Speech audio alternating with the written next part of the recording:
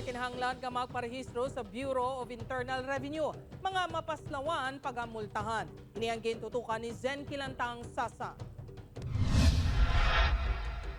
Ginpahayag sang Bureau of Internal Revenue nga tanan nga mga micro, small, medium kag large nga mga negosyo sa online na ang kinahanglan nga magparehistro. Suno sa BIR, kinahanglan nga magsumite sang Form 1901 upod ang trade name sa DTI kag ang personal information agud mahatagan sang Certificate of Registration.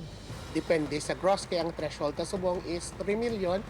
Kung nakalabot ka 3 million within 1 year, VAT ang imo nga registration.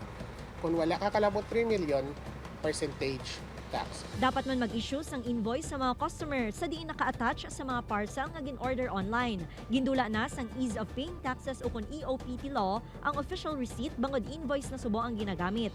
Exempted sa VAT naman ang mga ginabaligya nga pagkaon nga primary agricultural food products, mga bulong kag iban pa. Si Judan nga online seller pabor sa guidelines sang BIR agud makalikaw nga matuntuhan ilabi na ang mga manugbakal.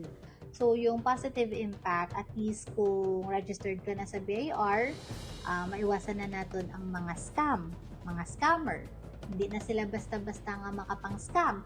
Ma-identify na sang aton ng mga consumer kung legit ang aton nga shop. Nagpatigayon na sang mapping ang BIR kag kutob sa madakpan sang ahensya nga wala makaparehistro ang multahan sang 20,000 pesos. Upod kay Cirilo Randuque, Zen Kilantang Sasa, One Western Visayas.